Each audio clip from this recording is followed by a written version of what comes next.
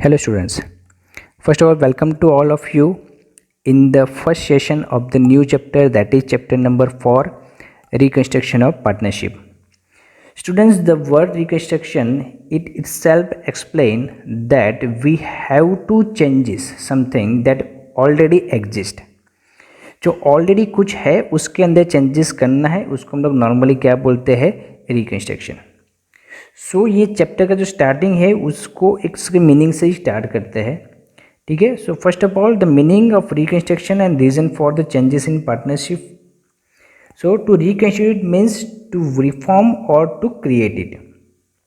Reconstruction in partnership means changes made in partnership due to several reasons. ऐसे कुछ regions है जिसकी वजह से हम लोगों को जो पार्टनरशिप है उसके अंदर कुछ चेंजेस करने पड़ते हैं. अभी ये रीजन्स कौन कौन से है, तो पहला जो है वो है the changes in the ratio of profit and loss sharing between the continuing partners.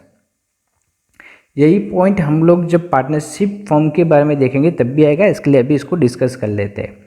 Students, ये याद रखो कि यहाँ पे हम लोग profit and loss sharing ratio को चेंज करने की बात कर रहे हैं.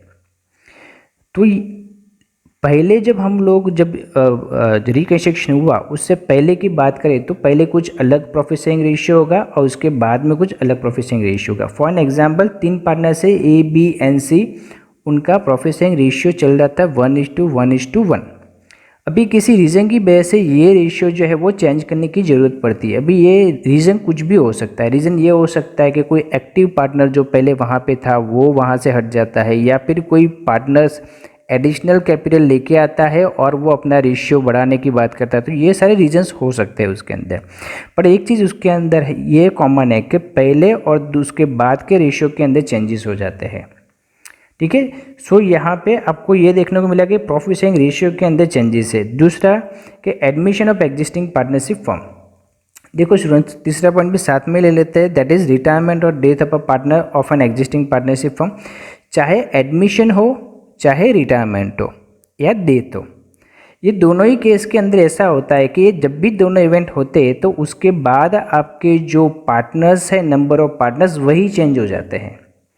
फॉर एग्जांपल एडमिशन के टाइम पे जैसे मैंने आपको एग्जांपल दिया, there are 3 partner A B and C. अभी नया पार्टनर डी आएगा तो पहले 3 पार्टनर्स थे, अभी 4 पार्टनर्स हो गए. डेफिनेटली आपका प्रॉफिट शेयरिंग रेशियो चेंज होने ही वाला है. वैसे ही जब पहले सपोज मान लो ये 4 में से पार्टनर डी जो है वो मर जाता है, तो भी क्या हो गया, डी आपके फॉर्म में से निकल गया या वो रिटायर हो जाता है तो तब भी वो फॉर्म में से चला जाता है. तो पहले 4 पार्टनर थे, अभी वापस उसमें से कितने हो गए, 3 हो गए. तो इस केस के अंदर क्या होता है कि आपके नंबर ऑफ पार्टनर्स जो है वो चेंज होते रहते हैं. और जब भी नंबर ऑफ पार्टनर्स चेंज होते हैं हमेशा याद रखो कि आपका profit sharing ratio compulsorily change होता ही है. ठीक है. ओके, अभी हम लोग जाएंगे that reasons for reconstruction of partnership firm. It is almost similar like the first one, that is the changes in the partnership. Okay, so first जो 4 point है वो दैट इज ऑलमोस्ट सिमिलर. पर एक चीज़ हम लोग को समझ लेनी चाहिए कि profit and loss sharing ratio जो है ना पार्टनरशिप फर्म में एक बार जो हो जाता है उसको नॉर्मली हम लोग चेंज नहीं करते, है ना. सपोज मान लो कि ए बी सी 3 पार्टनर्स हैं, इन लोगों ने प्रॉफिट शेयरिंग, जैसे मैंने एग्जांपल दिया ए एंड बी है पार्टनर्स, उन्होंने 3:2 प्रॉफिट शेयरिंग रेशियो रखा हुआ है. तो नॉर्मल केस के अंदर ये चेंज नहीं होता है और वो करते भी नहीं है. बट अगर कुछ ऐसे इंसिडेंट्स हो जाते हैं या फिर कंपल्सरीनेस वहाँ पे आ जाता है कि उनको प्रॉफिट शेयरिंग रेशियो चेंज करने की रिक्वायरमेंट क्रिएट हो जाती है, इन दैट केस जितने भी पार्टनर्स हैं उन सबका म्यूचुअल कंसेंट होना ज़रूरी है. जब तक वहाँ पे जो पार्टनरशिप फर्म है उसमें हर एक पार्टनर्स उस चेंजेस के लिए तैयार नहीं हो तब तक वो चेंजेस हो सकता नहीं है. ठीक है. मतलब कि mutual consent of all existing partners is the must for making any kind of reconstruction in the partnership firm. अभी उसके अंदर कौन कौन से रीजंस कौन कौन से है, तो ऑलरेडी हम लोग 3 तो पढ़ी एक्सप्लेन कर ही चुके. That is due to changes in the profit and loss sharing ratio of continuing partners. Second, due to admission of a new partner. Third, due to retirement of existing partner. Fourth, due to death of the partner. And the fifth one, that is something new, that is due to amalgamation of partnership firms. Now what is amalgamation? This could be a new for you that, but आप सब लोगों ने 11th में merger word सुना हुआ है. ठीक है। मर्जर हम लोग वर्ड तब यूज़ करते हैं जब एक से ज़्यादा दो कंपनी आपस में मर्ज हो जाती है, मतलब कि जॉइंट हो जाती है। सपोज मान लो ए एंड बी दो अलग अलग कंपनी है, तो ए और बी दोनों मिलके क्या नई कंपनी बनाएगी जिसको हम लोग बोलते हैं ए बी। तो ये जो है उसको हम लोग मर्जर बोलते हैं। वैसे ही जब पार्टनरशिप फर्म की बात आती है तो उसको हम लोग बोलते हैं अमलगमेशन। अमलगमेशन के अंदर भी सपोज मान लो दो पार्टनर्स है ए एंड बी, उसकी पार्टनरशिप फर्म का नाम है ए बी, एंड दूसरे दो पार्टनर्स है सी एंड डी, उसकी पार्टनरशिप फर्म का नाम है सी डी। अभी ये दो पार्टनरशिप फर्म मतलब कि A B and C D अगर आपस में ज्वाइंट हो जाए और नई पार्टनरशिप फर्म बनाए कौन सी ए बी सी डी, तो उसको हम लोग बोलेंगे अमलगमेशन। तो जब अमलगमेशन करना हो पार्टनरशिप फर्म का तब भी हम लोग को पार्टनरशिप फर्म का रिकंस्ट्रक्शन करना पड़ता है। ठीक है, okay. So after reconstruction of partnership firm, either partners get benefit from the new ratio or sacrifice his some share. The portion of share of gain and sacrifice can be found with the help of formula. So एक चीज़ तो है कि जब भी आपने reconstruction किया तो reconstruction की वजह से या तो किसी को सेक्रीफाइस करना पड़ेगा अपना शेयर या तो किसी को गेन होगा। जैसे कि एडमिशन में क्या होता है, जब भी कोई नया पार्टनर आता है तो उसका तो पुराना शेयर था ही नहीं, तो जो पार्टनर नया एडमिट हो रहा है वो तो गेन ही करेगा। अभी उसको गेन करवाने के लिए पुराने में से कोई किसी ना किसी पार्टनर्स को क्या करना पड़ेगा, सेक्रीफाइस करना पड़ेगा। तो ये चीज़ हमेशा याद रखो कि वहाँ पे जितना गेन होता है उतना ही सेक्रीफाइस होता है। रिकंस्ट्रक्शन के अंदर जितना गेन होता है उतना ही क्या होता है, sacrifice. Means total of gain is always equal to the total of sacrifice. ठीक है, okay. Now we have discussed about the sacrifice ratio, that when there is a change in the ratio of profit and loss sharing of existing partner, a portion of profit of certain partners is reduced because they get less share as compared to what they used to get before. This reduced share of profit of a partners is called sacrifice ratio. Students, पहले के comparison में अगर reconstruction के बाद अगर मुझे कम share मिल रहा है, इसको मैं बोलूँगा मेरे लिए वो सेक्रीफाइस है, मैंने सेक्रीफाइस किया हुआ है। ठीक है, सो पहले से कम आपको जो कुछ भी मिल रहा है उसको हम लोग क्या बोलते हैं, sacrifice. Okay. In case of admission of a new partner in an existing partnership firm, all partners have to give certain share of profit in favour of the new partner.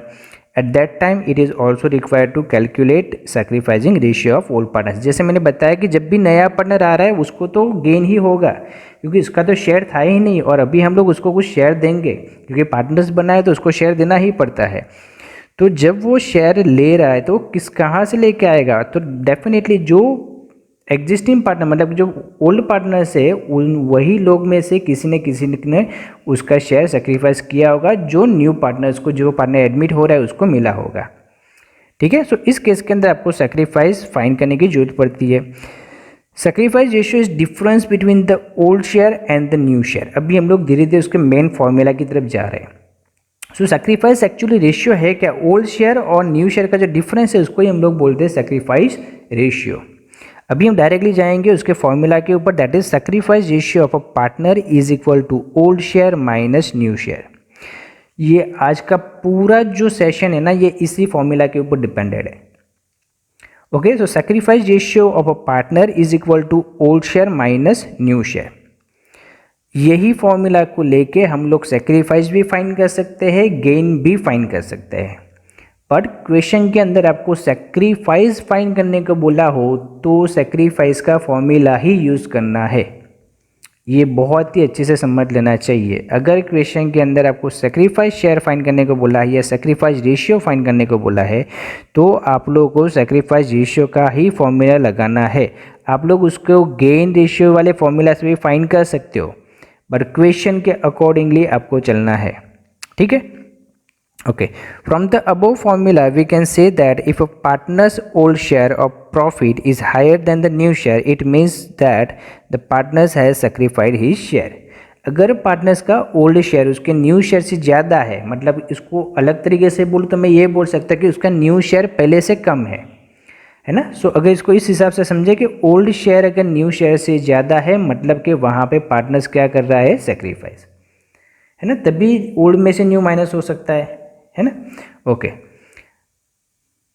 अभी हम लोग इसको लेके ना सम्स देखेंगे, 3 तरह के sums जो है वो उसको देखेंगे। अगर उसको मेथड वाइज जाओगे ना तो एक ही है, बस उसके हेडिंग्स चेंज होते रहेंगे। वो मैंने जस्ट उसके रखे हैं ताकि आपको समझ में आ जाए कि इस हिसाब से वहाँ पे होता है। जैसे कि पहला जो टाइटल है वो है when sacrifice is done by one partner, मतलब कि एक ही पार्टनर जब सैक्रिफाइस करता है तब। ठीक है, क्वेश्चन देखेंगे उसके बाद उसको सॉल्व करने का ट्राई करते हैं। This is the question the Ram Shyam and Ghanshyam are the partners in a firm sharing profit and loss equally. They decided to share profit and loss in the ratio of 3:2:1 in future. In these circumstances, calculate which partner has sacrificed and how much. तो पहले तो यहाँ पे 2 share होंगे, हमेशा 2 ratio दिए होंगे, एक होगा ओल्ड रेशियो, दूसरा होगा न्यू रेशियो। अभी यहाँ पे ओल्ड रेशियो फिगर में नहीं दिया, बट वहाँ पे दिखा हुआ है कि profit and loss sharing ratio equally distribute कर रहा है। इक्वली मतलब कि 3 पार्टनर है तो तीनों के बीच में वो कैसे डिस्ट्रीब्यूट होगा, 1:1:1। ये टेबल बना लेने का काफ़ी इजी हो जाएगा सम्स को समझने में। जैसे कि 3 पार्टनर्स है यहाँ पे, that is Ram, Shyam and Ghanshyam. ठीक है, इन तीनों पार्टनर्स का जो ओल्ड प्रॉफिट शेयरिंग रेशियो वो कौन सा है, इक्वल। अभी जब इक्वल होता है तो हम लोग क्या करते हैं, तीनों के लिए क्या रख दिया हम लोगों ने, 1 1 एंड 1, और इसका टोटल करेंगे तो कितना आएगा, 3। टोटल कितना आएगा, 3। ओके, अभी उसके ऊपर से ओल्ड शेयर फाइंड करना पड़ेगा। ओल्ड शेयर कैसे फाइंड करेंगे, तो उनका जो इंडिविजुअल ओल्ड रेशियो है वो यहाँ पे न्यूमरेटर में, और जो टोटल होता है वो कहाँ पे लिखेंगे, डिनोमिनेटर में। तो इस हिसाब से आप लोग ओल्ड रेशियो को ओल्ड शेयर में कन्वर्ट कर पाओगे, मतलब कि रेशियो को शेयर में कन्वर्ट कर सकते हो उसके थ्रू। ठीक है, नाउ वैसे ही हम लोग श्याम और घनश्याम के लिए फाइंड कर सकते हैं। वही मेथड से हम लोग न्यू रेशियो भी यहाँ पे लिख देंगे। तो न्यू रेशियो आपको दिया हुआ है 3:2:1। अगर मैं इन सबको ऐड करूँगा तो कितना मिलेगा मुझे, टोटल 6, जो मुझे कहाँ पे रखना पड़ेगा, डिनोमिनेटर में, और इंडिविजुअल जो रेशियो दिया था उसको कहाँ पे रखूँगा मैं, न्यूमरेटर में। इस तरीके से मुझे न्यू शेयर और ओल्ड शेयर मिल जाएगा, जो ज़रूरत है किसके लिए, ताकि हम लोग सैक्रिफाइस रेशियो फाइंड कर सके, क्योंकि हमारा सैक्रिफाइस रेशियो का मेन फॉर्मूला ही old share minus new share है। तो आपको शेयर तो फाइंड करने ही पड़ेंगे। ओके, एक बार ये हो जाता है उसके बाद हम लोग डायरेक्टली जा सकते हैं कैलकुलेशन पार्ट के अंदर। दैट इज़ सबसे पहले हमको यहाँ पे कंपलसरी रखना है उसका formula, that is sacrifice by partner is equal to old share minus new share. अभी सबसे पहले राम कितना सेक्रीफाइस कर रहा है, तो उसका ओल्ड शेयर था 1/3 और उसका न्यू शेयर था 3/6। अभी सुन, यहाँ पे 2 मेथड है, उसमें से पहली मेथड में अभी आपको एक्सप्लेन कर रहा हूँ, दूसरी method second and third question के अंदर हमने ली हुई है। तो अगर इसको मुझे सॉल्व करना है ना, तो पहले तो मुझे यहाँ पे देख रहा हो कि दोनों में जो डिनोमिनेटर है वो अलग अलग है, और हमने स्टैंडर्ड 5 या 6 में सीखा है कि अगर डिनोमिनेटर अलग अलग हो तो उसका सब्ट्रैक्शन या एडिशन हो सकता नहीं है। In that case first of all we have to take the LCM of this 2 number, that is 3 and 6, और हमको पता है 3 and 6 का एलसीएम कितना होता है, 6। ठीक है, तो हमने क्या किया, यहाँ पे दोनों का एलसीएम ले लिया, कितना, 6। अभी मैं जब यहाँ पे 6 लेता हूँ ना, तो आपको पता है यहाँ पे तो 6 है ही, ये जो सेकंड वाला है 3/6 उसमें तो नीचे 6 है ही, तो उसके ऊपर कोई चेंजेस होगा नहीं। बट नीचे यहाँ पे देखो तो इसमें 6 नहीं है, नीचे उसमें क्या है, 3 है। तो 3 को 6 बनाने के लिए मुझे कितने से मल्टीप्लाई करना पड़ता है, 2 से। तो वो जिस नंबर से मैं नीचे मल्टीप्लाई कर रहा हूँ उसी नंबर को मुझे ऊपर भी मल्टीप्लाई करना पड़ेगा। तो 1 को 2 से मल्टीप्लाई करूँगा तो कितना आंसर आएगा, 2। कितना आंसर आएगा, 2। इसके हिसाब से ये 2 - 3/6 हुआ। ठीक है, सिंपल सा ही है, 1-2 बार बस करना होगा। एक्चुअली ये तो 4th 5th स्टैंडर्ड में आ जाता है, बट काफ़ी टाइम से इसको आपने यूज़ नहीं किया, उसके लिए मैंने आपको बस जस्ट बता दिया। ओके, नाउ अभी इसको माइनस करेंगे, 2 - 3 तो आंसर आएगा -1, और नीचे बचेगा आपका 6, डिनोमिनेटर वही का वही रहेगा। ओके, अभी यहाँ पे मेन इंपॉर्टेंस यहाँ से स्टार्ट होता है कि आपने एक फिगर में तो नंबर लेके आ गए, बट ये गेन है या सेक्रीफाइस है। स्टूडेंट्स हमेशा एक चीज़ याद रखो कि अगर आपने सेक्रीफाइस का फॉर्मूला रखा है और आंसर पॉजिटिव आता है तो वो सेक्रीफाइस है, एंड अगर आपने सेक्रीफाइस का फॉर्मूला रखा है और आंसर नेगेटिव है तो फिर वो गेन है। ठीक है, वैसे जब हम लोग गेन का रेशियो देखेंगे तब भी यही मेथड से चलेंगे कि गेन का फॉर्मूला रखा है और आंसर पॉजिटिव में आए तो वो गेन है। बट गेन के फॉर्मूला में आंसर अगर नेगेटिव आए तो वो क्या होगा, सेक्रीफाइस। स्टूडेंट्स अभी मैंने जस्ट बताया था कि भले फॉर्मूला सेक्रीफाइस का हो, उससे आप सेक्रीफाइस भी फाइंड कर सकते हो और गेन भी फाइंड कर सकते हो। तो कौन सा फॉर्मूला रखना है वो डिपेंड करेगा आपके क्वेश्चन के अंदर कि क्वेश्चन के अंदर एक्चुअली रिक्वायरमेंट किस चीज़ की है। ठीक है, तो जैसे यहाँ पे समझ में आ गया कि माइनस में आंसर आएगा तो वो क्या होगा, गेन होगा। अभी ये हमने एक्सप्लेन कर लिया डिटेल में, वैसे ही हम लोग श्याम सर का सेक्रीफाइस फाइंड करेंगे। ओल्ड शेयर है 1/3, न्यू शेयर है 2/6। उसको जब हमने फाइंड किया तो यहाँ पे वैल्यू कितनी आई, 0/6 कितनी आई, क्योंकि यहाँ पे जब हम लोग एलसीएम लेते हैं तो 2 - 2 हो जाता है तो ऊपर 0 हो गया। अभी यहाँ पे ना ठीक है, हमने कैलकुलेशन समझ में आ गई क्योंकि दोनों पार्ट कैसे है, इक्वल। 0 का मतलब क्या होता है कि ना ही उस पार्टनर को सेक्रीफाइस हो रहा है और ना ही उस पार्टनर को गेन हो रहा है, मतलब कि ना उसका जो प्रॉफिट शेयरिंग रेशियो वो चेंज नहीं हो रहा है। अभी यहाँ पे देखो, पहले उसका क्या था 1/3, बाद में क्या हो गया 2/6। तो देखने में फिगर दोनों अलग अलग है पर दोनों की वैल्यू में कोई चेंज नहीं है। कैसे, तो यहाँ पे ऐसे समझो कि ये 2/6 के उसको मैं स्मॉल करना चाहूँ तो मैं क्या करूँगा, किसी कॉमन नंबर से उसको डिवाइड कर दूंगा।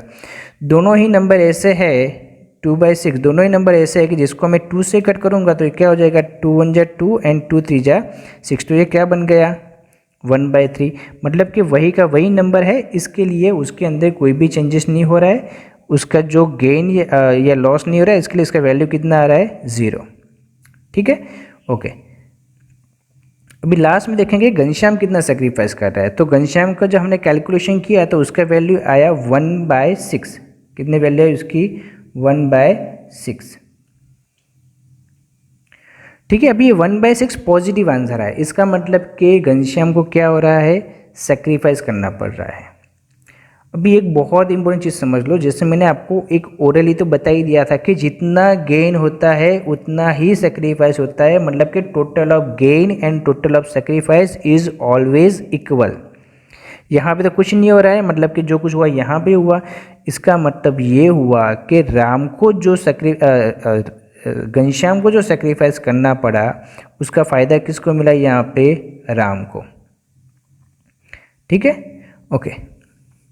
The benefit to Ram's share is due to the sacrifice given by the Ghanshyam that we already discussed. We can say that while calculating the sacrificing ratio, if the answer is negative, then it is the benefit to the partners and not the sacrifice.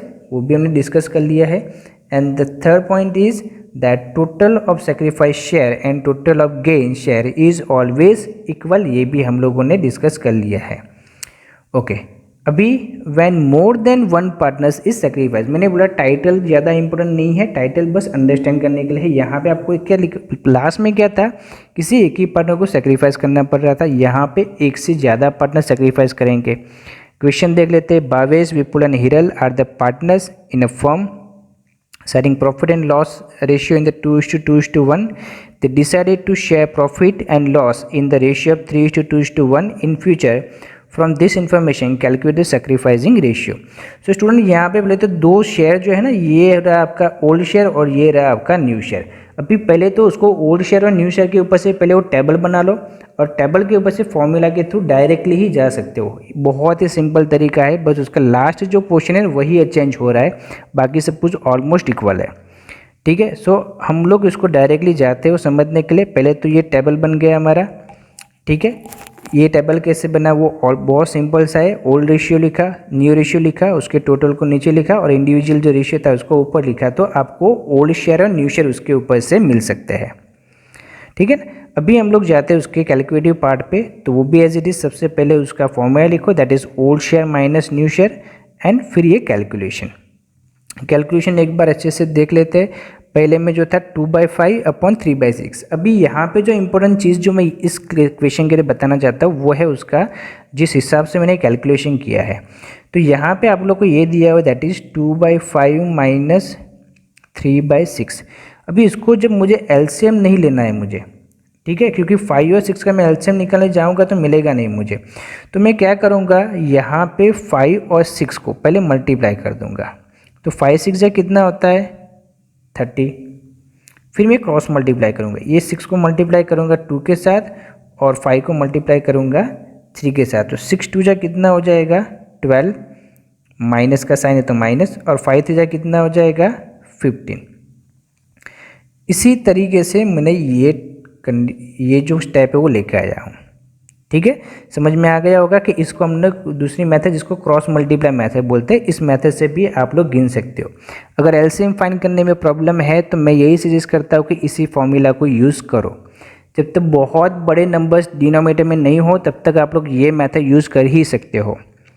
ठीक है, तब तक LCM method use करने की ज़रूरत नहीं है। जहाँ पे और वैसे भी कैलकुलेटर अलाउड है तो कोई इश्यू आएगा नहीं, बहुत बड़ा नंबर होगा तब भी।